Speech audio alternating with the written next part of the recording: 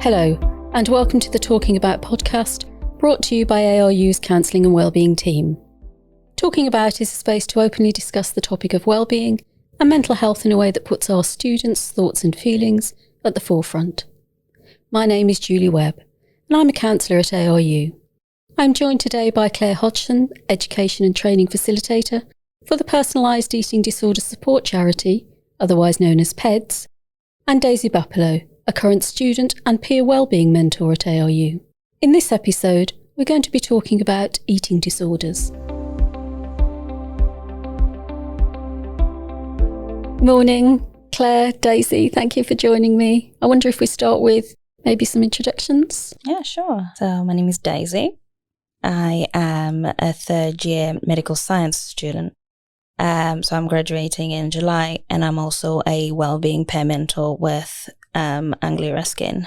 Hi, and I'm Claire Hodgson. I'm the Eating Disorder Training and Support Facilitator for the Personalised Eating Disorder Support Service. Daisy, I know you have lots of questions regarding eating disorders for this discussion. I wonder if you'd like to start us with one of those. Yeah. So I wanted to start by knowing what PEDS is with a little bit more detail. So PEDS is a local voluntary organisation that was set up in 2013 by two registered mental health nurses who used to work in the eating disorder wards and identified there was a big gap between people identifying that they had an eating disorder and receiving treatment, because eating disorder services have always been very small. They're kind of a Cinderella of the Cinderella services.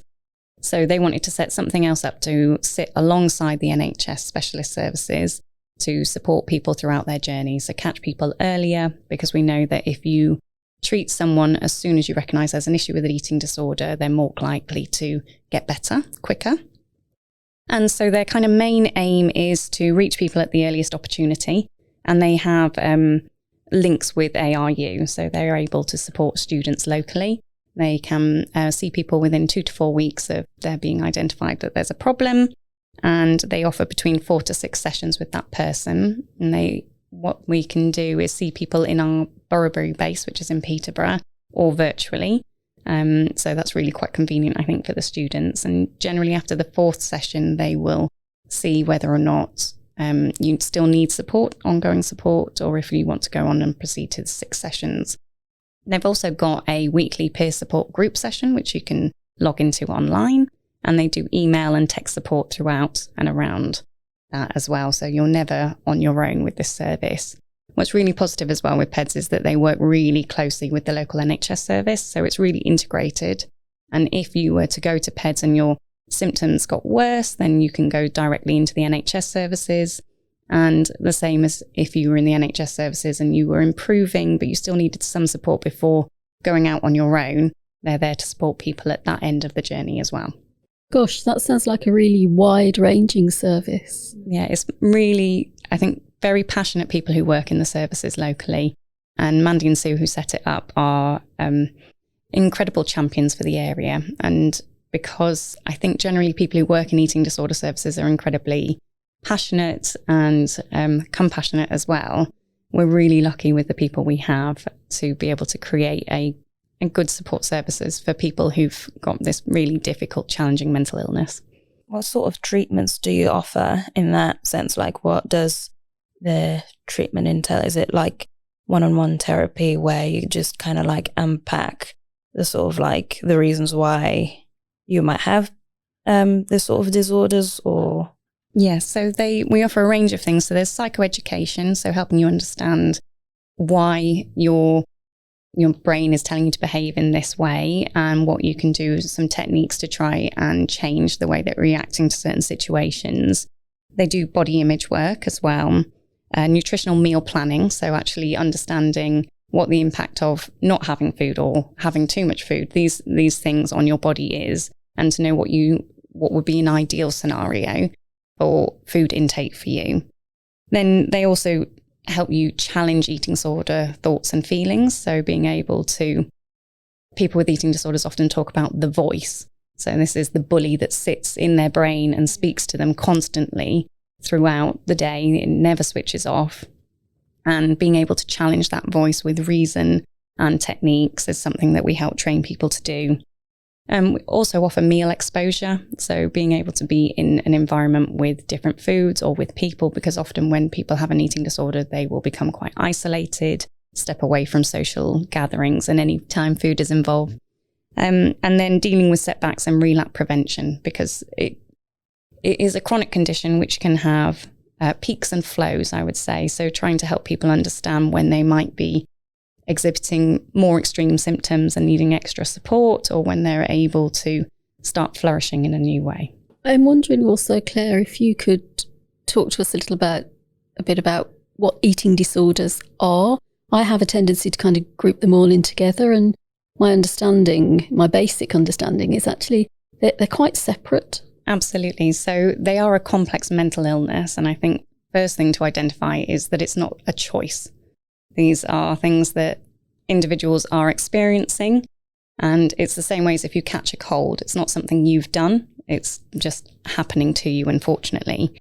And eating disorders are not all about food, and I think that's often what people see. That's the image in their mind as what they are, but they're largely about feelings, and the person is using the food to symbolize how and express how they're feeling. And you've got a range of different eating disorders which present in many different ways, which I think makes it very difficult to identify an eating disorder. Often when you think about eating disorder, I think the image people conjure up is the media stereotypical image of a very thin, white, young lady. And that is absolutely not the case. So eating disorders will affect anybody, any nationality, any racial, ethnic background. They don't discriminate. They happen to everybody. And we have a range of different eating disorders. So again, top one most people think about is anorexia. So this is the stereotypical image of a very slim individual. And this is someone who is struggling with body dysmorphism. So they don't see themselves the way that the rest of the world is seeing them. They will restrict intake of food, and they will often take a lot of compensatory behaviours like excessively exercising or laxative use, those kinds of things, to rid themselves of any extra calories in their bodies. Then you've got bulimia.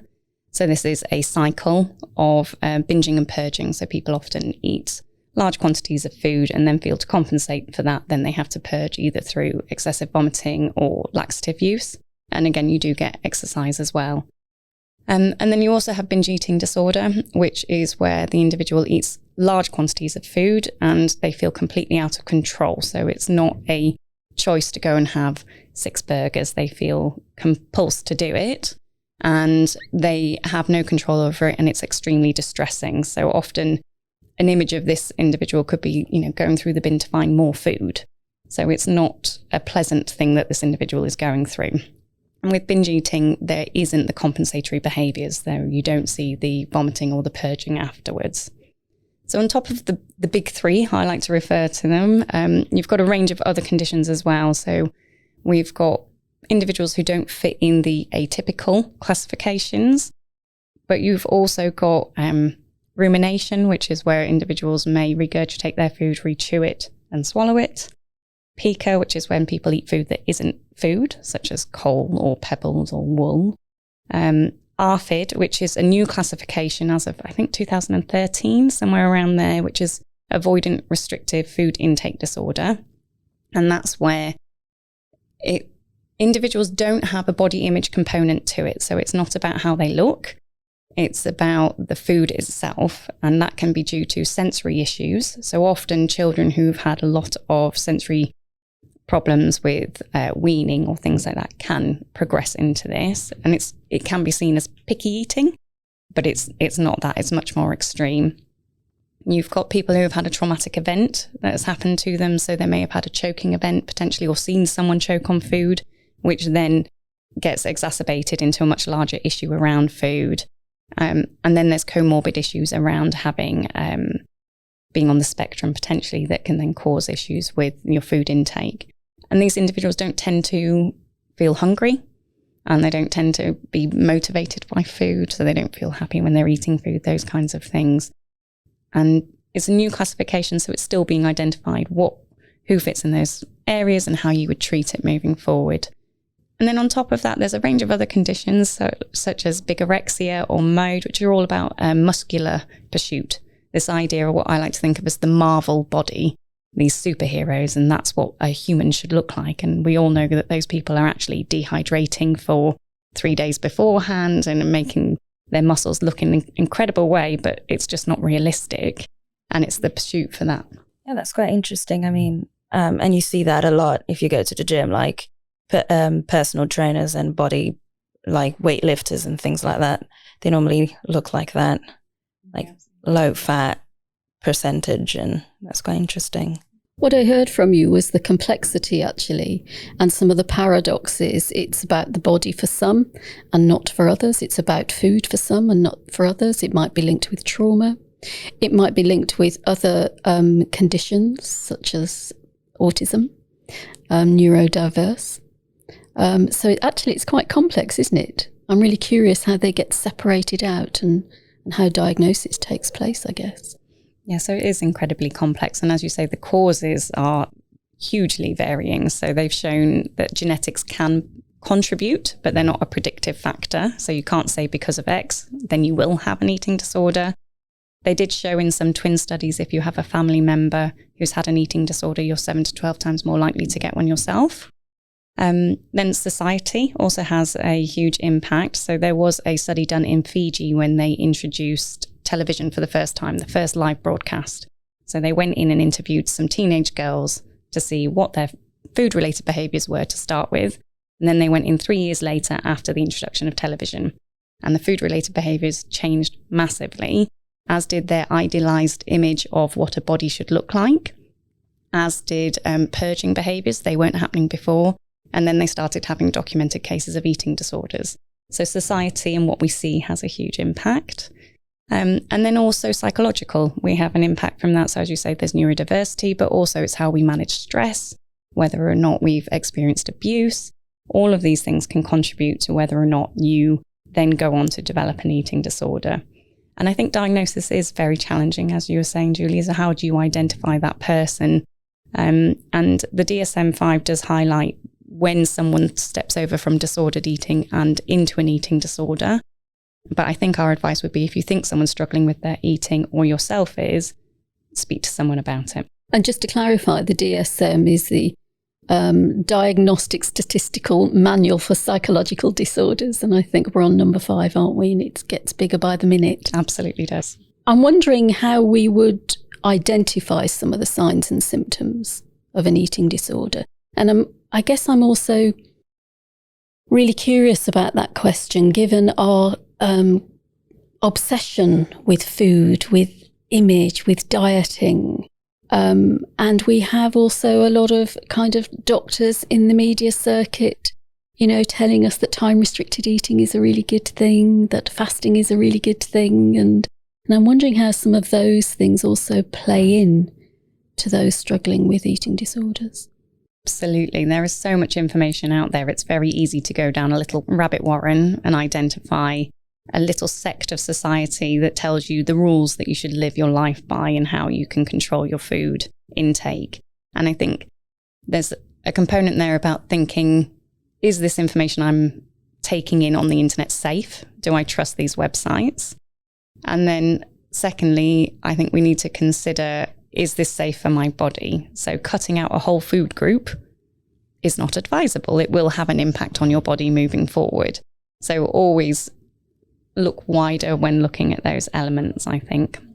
And I think it is difficult because image is everywhere of what we should look like, what we should be doing. And when we feel out of control with our lives, then we look for things we can control. And so it's very easy to control what you put into your body or how much exercise you do. And that can then give you a sense of control over elements that you're not able to control in your life. And then it can help the eating disorder grow. Do you feel like social media has played a big impact on that? Because nowadays you see quite a lot of everything. You see it in both spectrums. You see it both on the morbidly obese sort of area where people go like, what did I eat in a day as a fat person?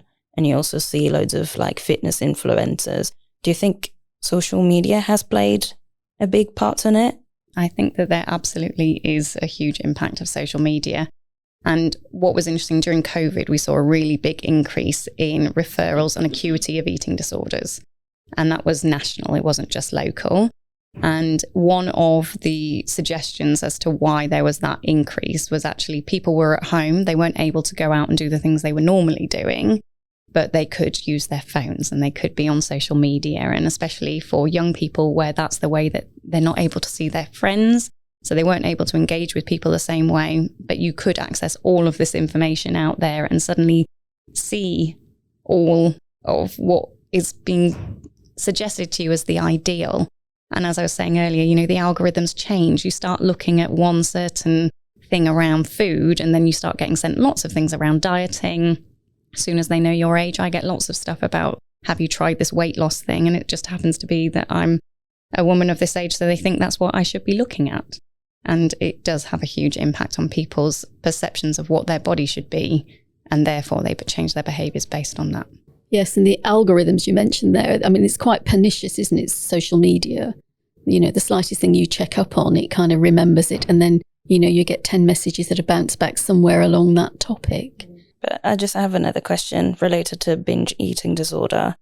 If it would be okay if you could go a little bit deeper into it, because I just find that quite interesting area of the sort of eating disorder spectrum. Binge eating disorder is where obviously someone is going to be consuming huge quantities of food. And the challenging thing about identifying those individuals is they often have what would be classified as a healthy weight. And I'm using bunny ears here for anybody who can't see that, because there isn't weight loss involved. And often when people start significantly losing weight, that's when we think, oh, there's a problem here. We need to really help this individual. And so for these people, we don't see that because they're eating large quantities of food. And so they can often go unseen, unnoticed that they've got this condition. The main things or symptom signs to identify this is that the person will avoid being around food, potentially in social situations, because it can be highly stressful. However, you will get people who have normal meal patterns and then go on to do binge eating elsewhere on top of that. So it's about trying to identify if you think this person is struggling. So are they isolating themselves? And then if you're around the house, is there huge quantities of food there which you wouldn't expect, or large packets in the bin, without going through someone's across their privacy? It's a very challenging condition to help someone through. But again, it's identifying earlier and sooner can really help. So I find it interesting. But now that you mentioned, you know, supporting people going through those things, what are the do's and don'ts for supporting people going through things like that, as well as what can someone that has identified or has been diagnosed with that, what are the do's and don'ts that they can? So I think for supporting someone, the do's are being open and honest and trusting. Someone is not going to come to you saying, I think I've got a problem with my eating, if they don't. So we have to be open and honest, and also non-judgmental, because actually we can't understand what they're feeling. So we need to allow them to express it to us. It's really good to have open-ended questions. So you don't want something that's going to be yes or no, because it will often close them down and you won't get to the bottom of what they're trying to express. Giving them time is really important so that you can help them and understand them, and allowing them some self-efficacy, because we've talked about control earlier. You need them to be able to say and then come to solutions themselves. Being told what to do will not help this situation. In terms of don'ts, don't be directive. So don't say things like eat a donut. That won't help. Locally, I am aware of one GP telling a patient to get a kitten. That doesn't help either. Emotional support, which I think is positive, but doesn't necessarily get to the root of the problem. Not commenting on physicality, so size, what they've eaten, any of those things, because it just won't help.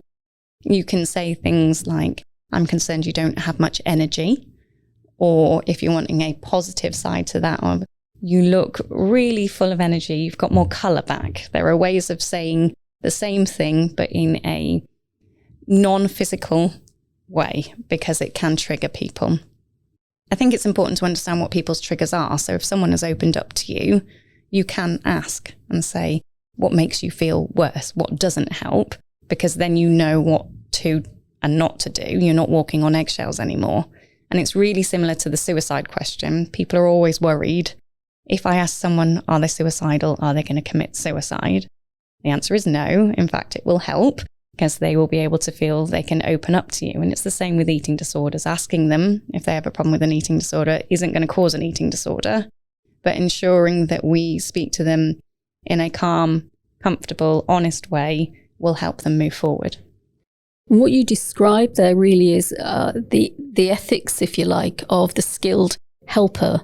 So not necessarily counselling and psychotherapy and mental health support, but also just that listening ability and that ability to be really client-centred, to be with the person where they are.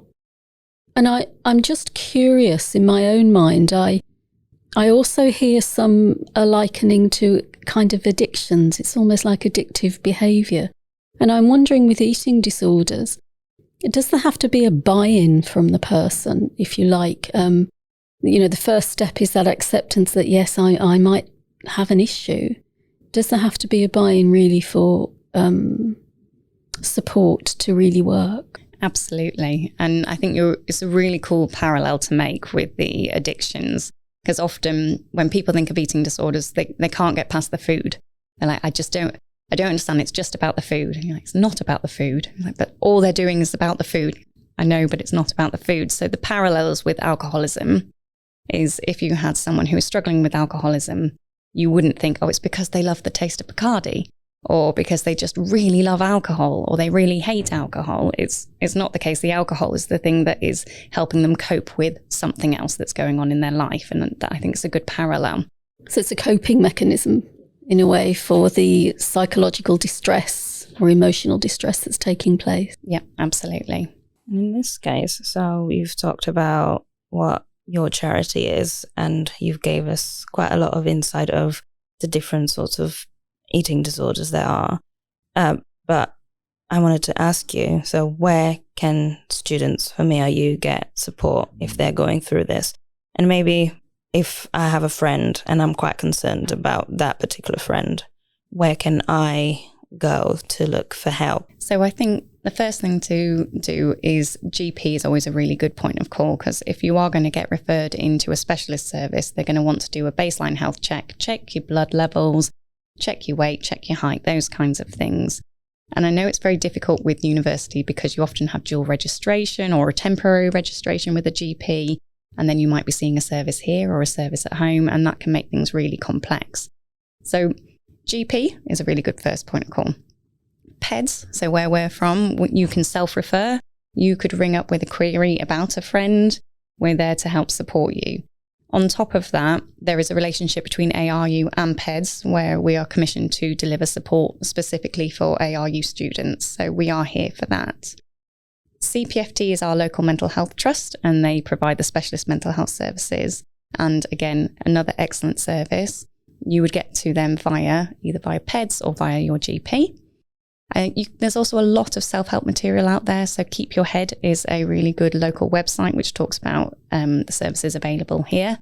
There's self-help podcasts on the CPFT website, but it's really good to do that alongside a professional as well, at least, so they can keep just to track an eye on you as to where you are. And then trusted websites. So I would go to Beat or to Feast. These are two really good websites, national websites. It's very easy, again, to go and looking at anorexia and ending up in a pro-anorexia website, which sounds horrific. They exist, and there are tips out there for people who want to go down that route. So stay to the trusted sites, the national sites that I've mentioned, because it's much safer for individuals. And also, just to emphasise, any students listening can contact the Counselling and Wellbeing Service here at Anglia Ruskin, which is aru.ac.uk/wellbeing. And we can certainly aid a student and point them in the right direction with all the information that you just listed there, Claire. As well as if you need help, you always have your wellbeing peer mentors on campus the majority of the days. So in Chelmsford, from Monday to Tuesday, from 4 till 7 p.m, you're always going to find someone there. You can come and talk even if you don't want to talk, you can just come and just play some games with us and just have a chill, as well as you also have Wellbeing Peer Mentors in Cambridge from Monday to Friday, the same timings as well. I'm just wondering now, to just wrap us up, I'm wondering, Claire, and I don't mean to put you on the spot, but I guess that's exactly what I'm just about to do. Is there a takeaway? Is there one or 2 points you would like students who are listening to just take something away as a kind of really important part of investigating or being self-aware? I think if you are starting to have concerns about your body image or what you're eating or not eating, to speak to someone and to get help, because I just believe talking and sharing makes a huge difference. And by doing that, you could prevent something worse happening to yourself in the very early stages. And to know that there is help and support out there. It's not something that you have done to yourself. It's something that's happening to you. And the sooner you get help, the sooner you can thrive to be the best self. That's brilliant. Thank you very much. That really kind of emphasises a theme of all our podcasts, actually, that reach out, speak to someone, make contact. Don't sit on your own.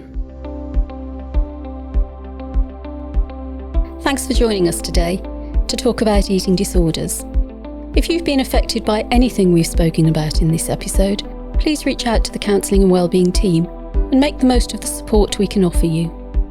Visit aru.ac.uk/wellbeing to find out more about our service and how to get in touch. See you next time for an in-depth discussion about stress and resilience.